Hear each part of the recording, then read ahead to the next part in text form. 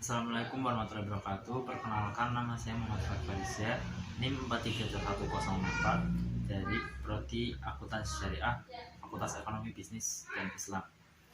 Alamat Kertarjo. Di sini saya akan menjelaskan materi resum pada sosial pembelajaran tahun ajaran 2021-2022 IAIN Pekalongan. Yang pertama yaitu resume materi tentang keVEP-an. Visi misi VEPI IAIN Pekalongan. Visi terwujudnya Fakultas Ekonomi dan Bisnis Islam IAIN Pekalongan sebagai fakultas terkemuka dan kompetitif di tingkat global dalam pengembangan harmonisasi ilmu dan agama di bidang ekonomi dan bisnis Islam menuju masyarakat yang saleh, cerdas, unggul, dan moderat. Misi 1. Menyelenggarakan pendidikan untuk menghasilkan lulusan Fakultas Ekonomi dan Bisnis Islam yang saleh, cerdas, unggul, dan moderat. 2. Mengembangkan harmonisasi ilmu dan agama di bidang ekonomi dan bisnis Islam melalui penelitian dan publikasi ilmiah untuk pembangunan nasional. 3. Berperan aktif dalam pemberdayaan masyarakat melalui penguatan moderasi beragama di bidang ekonomi dan bisnis Islam. 4. Meningkatkan produktivitas dan daya saing Fakultas Ekonomi dan Bisnis Islam di tingkat global. 5. Menyelenggarakan tata kelola kelembagaan secara profesional, transparan, akuntabel, adil, dan bertanggung jawab. Visi misi Prodi Akuntansi Syariah. Visi terwujudnya program studi akuntansi syariah sebagai program studi terkemuka dan kompetitif di tingkat global dalam pengembangan harmonisasi ilmu dan agama menuju masyarakat yang saleh, cerdas, unggul, dan moderat. Misi 1. Menyelenggarakan pendidikan untuk menghasilkan lulusan yang saleh, cerdas, unggul, dan moderat. 2. Mengembangkan harmonisasi ilmu dan agama melalui penelitian dan publikasi ilmiah untuk pembangunan nasional. 3. Berperan aktif dalam pemberdayaan masyarakat melalui penguatan moderasi beragama. 4. Meningkatkan produktivitas dan daya saing di tingkat global. 5. Menyelenggarakan tata kelola kelembagaan secara profesional, transparan, akuntabel, adil, dan bertanggung jawab. Jurusan akuntansi syariah memiliki 3 peminatan, yaitu akuntansi keuangan, akuntansi sektor publik, dan auditing yang akan mulai ditempuh di semester 5 dan 6. Lulusan akuntansi syariah dengan gelar S-Akun dapat menjadi akademisi, peneliti, konsultan, dan lain-lain. Selanjutnya saya akan membacakan resume materi strategi belajar di perguruan tinggi yang disampaikan oleh Bapak Agus Arwani. Kenapa kita kuliah? Karena kuliah merupakan bagian investasi masa depan. Dengan kuliah kita menghasilkan pengetahuan, skill atau keterampilan, teknik-teknik yang bisa digunakan setelah lulus nanti.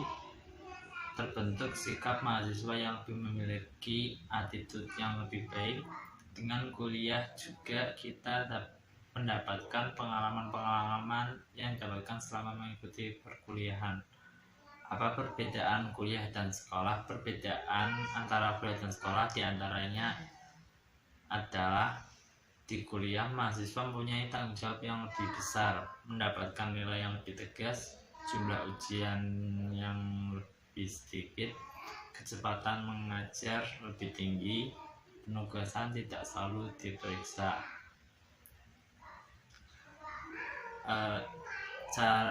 Macam-macam cara belajar. Yang pertama yaitu ada strategi belajar visual, yaitu dengan memahami dalam bentuk gambar dan peta grafik.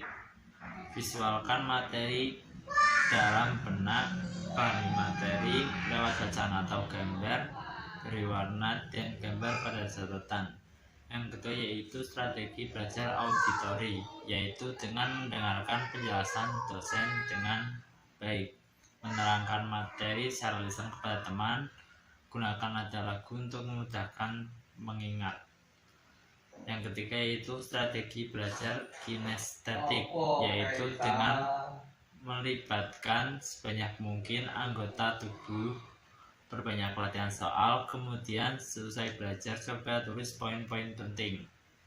Selanjutnya yaitu strategi belajar berkelompok, yaitu dengan memilih teman belajar yang cocok, saling bandingkan catatan, tanya jalan pengerjaan bukan sekedar jawaban, rutinkan belajar bersama.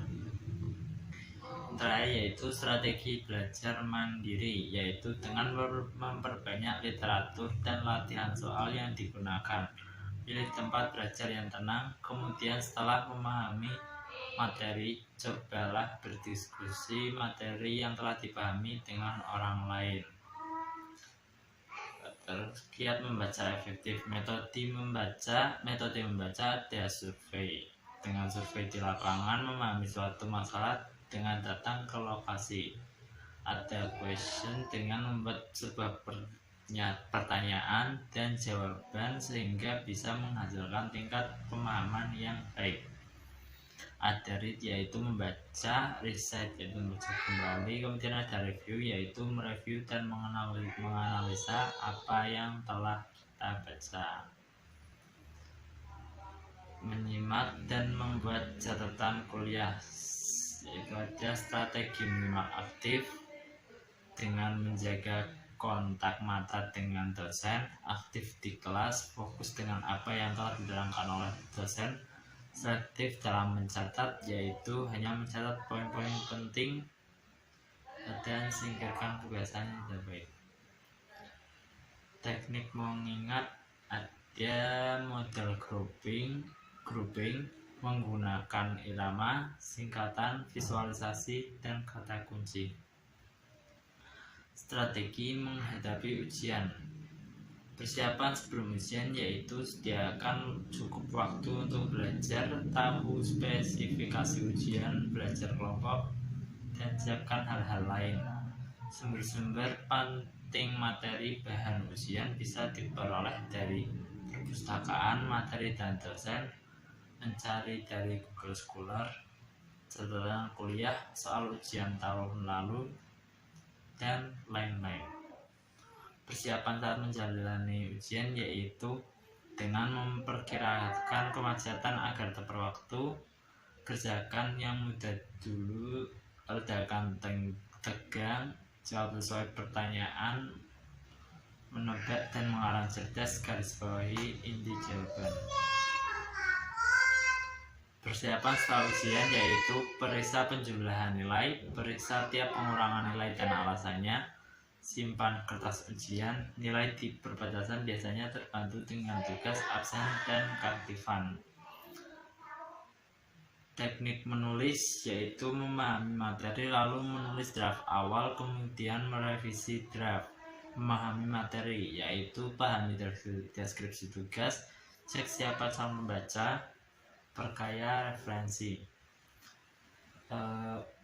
Menulis draft awal yaitu brainstorming, mulai di mana saja, jangan dulu mengkritik diri, biarkan mengalir, jangan takut mengubah outline, gunakan gaya sendiri, lupakan draft untuk sementara. Seni presentasi yaitu kuasai materi, kemudian memiliki public speaking dengan pembukaan yang menarik, kontak mata dengan audiens, tidak sekedar membacakan, memahami materi, atur suara dan intonasi, hindari gerakan yang tidak perlu, gunakan ilustrasi dan animasi, tampilkan inti saja dan buat semudah mungkin untuk dimengerti.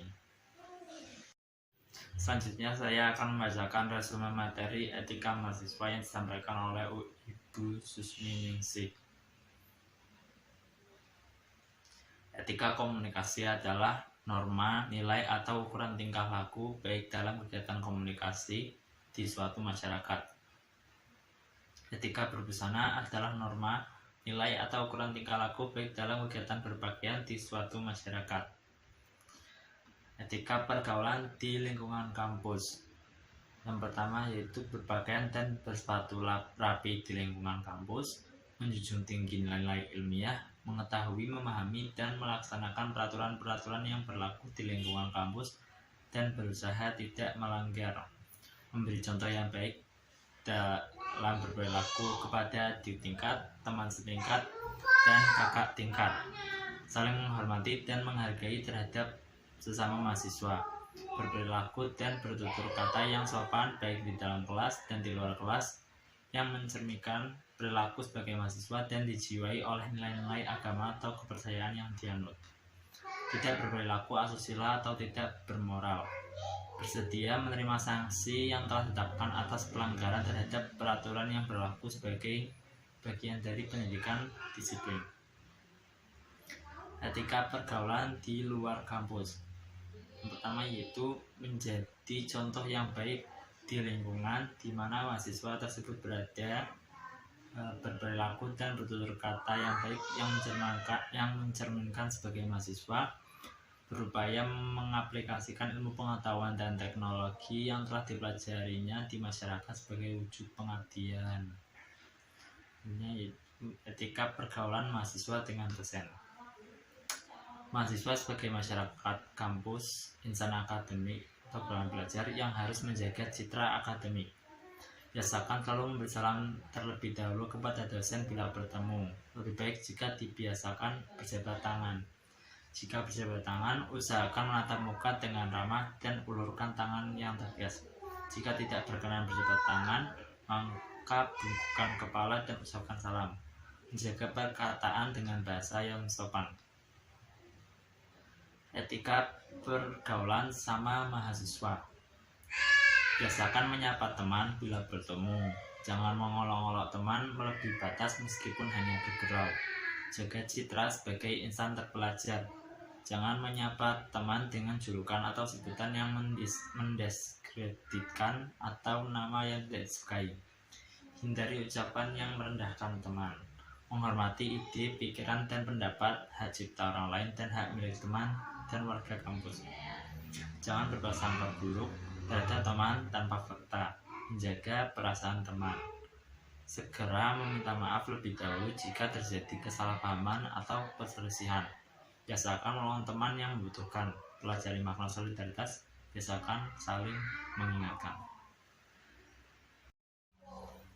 Selanjutnya saya akan membacakan resume materi kiat menulis karya ilmiah yang disampaikan oleh Pak Ismanto.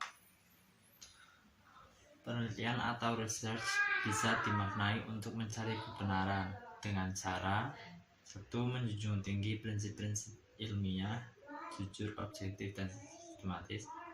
2.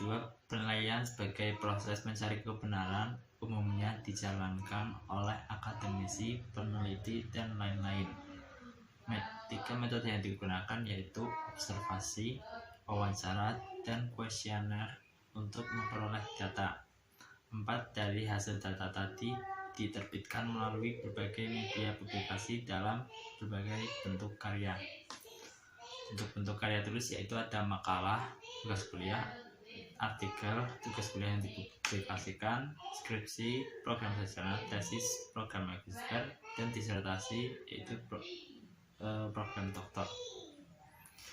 Cara menemukan ide menulis. Yang pertama yaitu mengamati kejadian sehari-hari di masyarakat.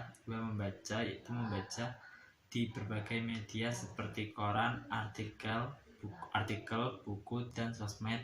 3. Diskusi, yaitu mendiskusikan persoalan yang fenomenal dan aktual. Menulis merupakan keterampilan. Mengapa demikian? Karena dengan menulis kita rajin berlatih, menyajikan dengan baik, logis, dan sistematis, lalu menjaga originalitas, menghindari plagiasi dan similarity. Cara untuk menghindari plagiasi yaitu jika ingin mengambil kata atau quotes punya orang lain, diberi tanda kutip. Yang kedua yaitu melakukan parafrase, yaitu mengutip kalimat orang lain namun diubah dengan bahasa sendiri. Yang ketiga ada summarize, yaitu meringkas. Tulisan yang baik diawali dengan paragraf yang baik. Misal, ide pokok yang ada harus 1 agar pembaca tidak bingung. Kemudian paragraf yang disusun tersambung dengan paragraf-paragraf lain dan relevan. Lalu UKM yang ingin saya ikuti yaitu UKM Sport. karena saya ingin meningkatkan skill dan keterampilan saya di bidang olahraga. Sekian, terima kasih. Wassalamualaikum warahmatullahi wabarakatuh.